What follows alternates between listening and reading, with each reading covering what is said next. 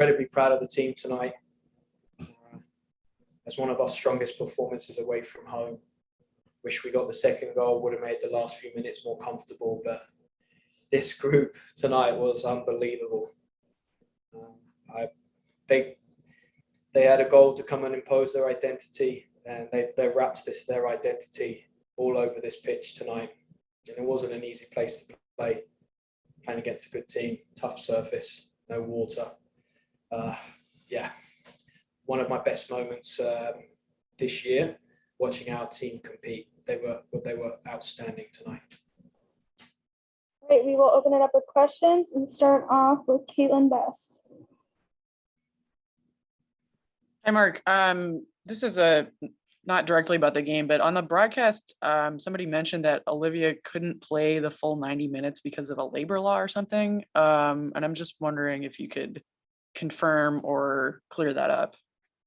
The labor law in the state of Virginia and what time young players can work. There's some detail around that. I'm not going to say what that is in case I get that detail wrong. But that detail has got nothing to do with what we do or how we do it or the way you phrase that. I would like to separate the two situations. Olivia Moultrie, we felt needed to get a start in the next 2 weeks.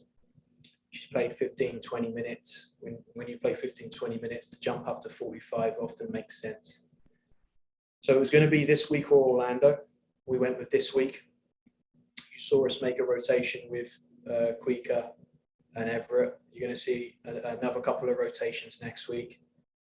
What we're very, very committed with is continuing Olivia's development. We believe in her. Coming on and when we're closing out games is one thing, but we're a very dominant team and we needed to see her in the first half. You're not going to get the exact wording from me on your question because I don't know the exact wording, but it has nothing to do with what we did or how we managed tonight. And on the most important part, which I hope we can talk about, is how good Olivia Moultrie was tonight. She was outstanding. And I know we talk about her involvement in the goal, but she was a defensive warrior in that 10, being a great presser and winning the ball back and showing people the right way. And she was great on the ball, making great decisions, playing the passes that she needs to play there. It was tough for Marissa to get in the game in the second half. It shows the tightness that they played with, and Liv found a way. Couldn't be happier with her stepping up in her first start. Just a reminder to media, if you have a question, please raise your hand. We will go to Melina Gaspar. Thank you.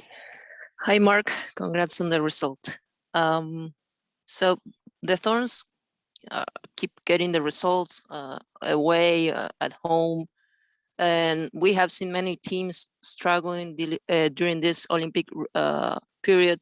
So what will you point out as the keys for this good managing of the players, even with the injured players that you have right now?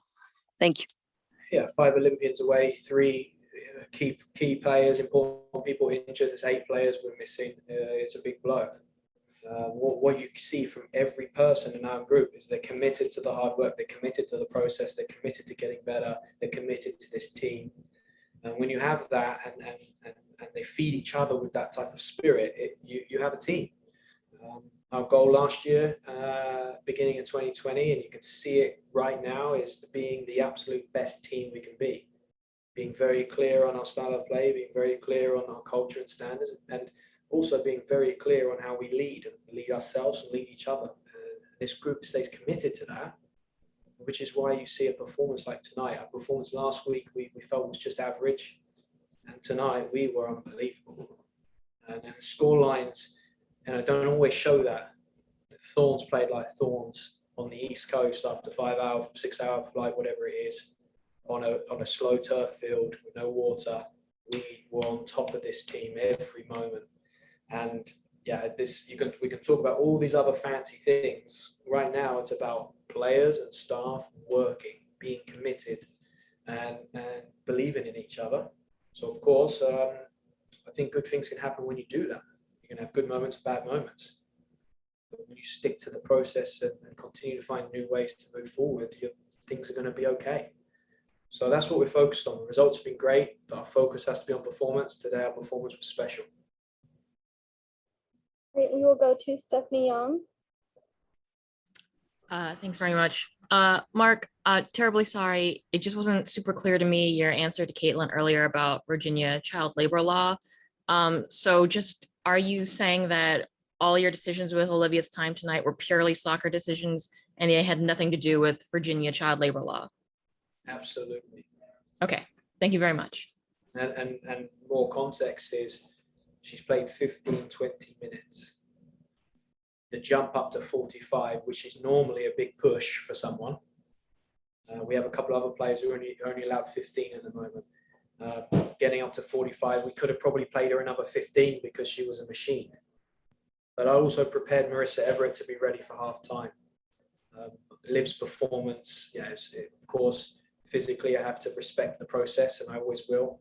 Liv's performance, obviously it tempts you to play her more, but there's going to be other great games in her future. We don't need to rush and force anything.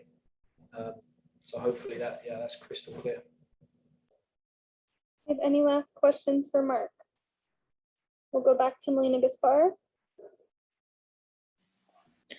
Thank you. Yeah, Mark, I just wanted to know or hear some words from you about Christine Sinclair and her gold medal. Thank you. Yeah, I saw Carmelina Moscato put some notes out.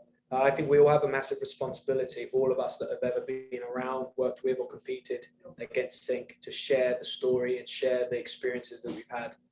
She is the most humble, team first, unselfish person, athlete, warrior, competitor I have ever come across. And there is a myth that if you put the team first, you get forgotten, or if you can be selfish and put yourself first, you get ahead. Sync, from every moment I've known her, has been the most unselfish person. She is about seeing everyone, except for herself, succeed. And the person who has been the most unselfish has the top goal-scoring international record in men's and women's football, and now has a gold medal to go with all the other success at international and at club level.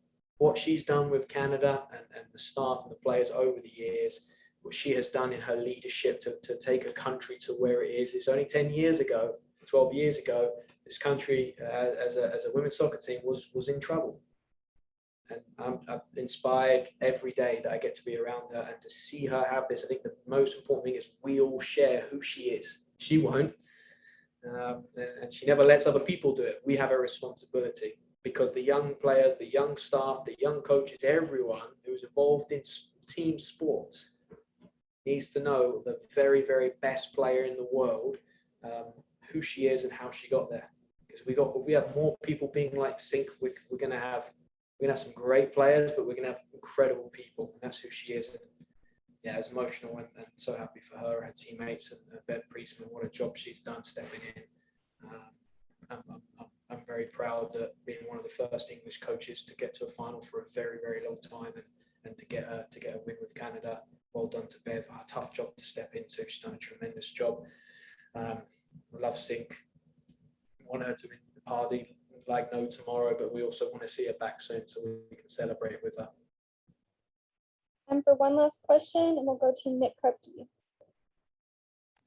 Yeah, Mark, I just want to ask you, time frame wise, when do you expect Canada, USA players to come back and be informed with you guys? Well, we've seen Olympians across the league coming back pretty quick. We'll be smart. They won't be rushing back in. They won't be playing right away. All of them will be treated differently. They'll be treated fairly, but they'll be treated differently because they've all had different tournaments. They'll have their bodies will be in different places. They play different minutes. You won't see them before the ICC. You may not see them till after the ICC. We've still got a few conversations trying to let Sync sober up before we reach out about the Thorns. Let her enjoy the moment.